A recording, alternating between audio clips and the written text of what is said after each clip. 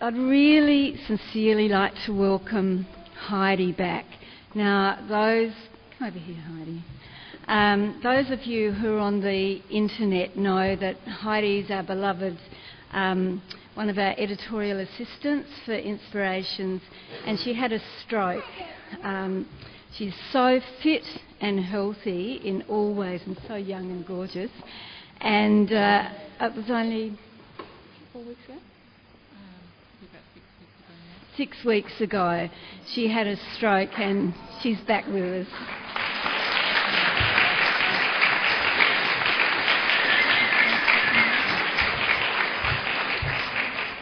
I just want to take this opportunity to thank everyone who has sent their love and good wishes to me while I've been away sick. It gave me such a boost you wouldn't believe. What happened was a great shock to me and to my family, and it just, I guess, without wanting to draw attention to myself, I'd like to make everyone aware that this health issue can happen to anybody, regardless of what risk category you think you fall into. And if you have any unusual symptoms at all, the lesson I've learned is take care of yourself and go to a hospital as soon as you can, because they can give you drugs that can help reverse any damage that has occurred if you get to it in that early stage. If you wait longer than 3 hours, the damage can be permanent or take much longer to overcome. So please, if everyone can just learn that lesson from what's happened to me, to be aware that it can happen to anyone, and we need to take care of ourselves. But also, I'd like to send my thanks to everybody for your good wishes. I really appreciate it so much. Thank you. One of these people I'd like to introduce to you today is Peter Von. Peter's collections have been featured in Inspirations since issue 2, so that's 15 years. Naomi, please come up.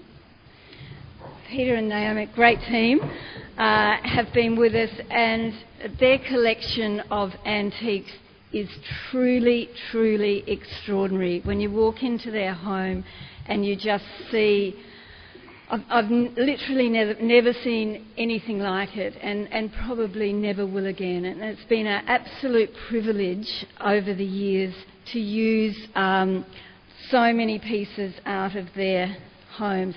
This is Peter's chair, and I'm sure he's going to talk about it for you. Anyway, I'd like to introduce to you Peter Von. Good morning. Good morning, ladies and a handful of gentlemen.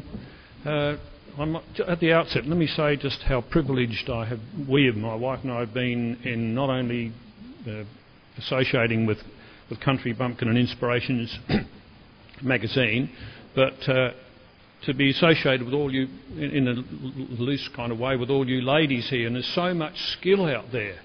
And let me tell you that Margie went on about our collection, and we've got hundreds of samplers. We've got 42 samplers dating it back to 1760, and there's not a bit of skill on any of those samplers that hasn't been surpassed by some of the people who are doing this work. It really is. These things are the heirlooms of the future. They should be kept by the families. And actually, I'm just going to digress slightly from what I was about to say, but I've got a sampler over here which must date from about 1870. It's a very beautiful sampler that we've just got hold of.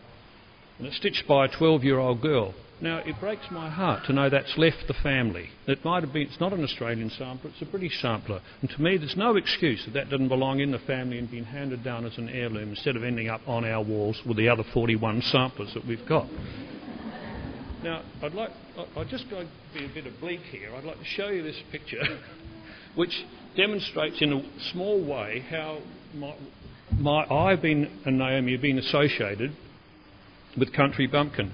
It started 15 years ago, our association, and there was just a gentle phone call from somebody called Margie Bauer who said, "Oh, Peter, would you mind if we've heard you've got a few funny old things, would you mind if we came around and took a few snaps at your place?"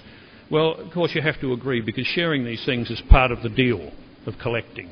Now we, as Margie said, we have a vast collection, and only some of the collection is just part of my personal collection of toys. I deliberately digress from the ones that are shown in the book with this latest issue, because over to some of my favourite things, and please ask me afterwards all about them, because I'm a garrulous bugger and I can go on all day about things. As I said, it started with a phone call, and then they started to arrive. I've never seen so many people arriving to do so-called snaps. And Andrew Dunbar, the photographer, came in with a camera, a huge camera, but not just one camera, but an enormous number of cameras. He came in with boxes, he came in with cardboard cartons and great big plastic tubs, and immediately put them down, I might tell you, on a French sofa just in front of the front door, which is covered in cane and already broken and dated from about 1880. Thankfully, all of the years, in the 15 years we've been associated with the magazine, and that's many times they've obviously been coming out, because you've seen all through the magazines, you've seen our things. My wife's been working, which is one of the most fortunate things it can possibly be, because she hasn't seen what goes on when country visitors who have arrived in the middle of it think there's some sort of big thing going on, because when they first arrive, and I should be used to it by now, the flowers come first. Now I'm sure the neighbours must think somebody's either died or we're doing soft porn movies, because there's so bloody many of these flowers, so beautiful. The great thing about that is that Naomi gets to get them afterwards. They leave them behind, which is fabulous. But I'll tell you what she doesn't get. She doesn't get the cakes and the buns that they bring. I get them, which is a real bonus. And I tend to be a bit of a nuisance. I wander in the middle of a shoot and say, "Does anyone like a coffee?" Well, I'm ogling the cakes. Anyway, it started 15 years ago from this simple shoot. And I'd like to explain this. Where is it? The one with the... Gone again? No.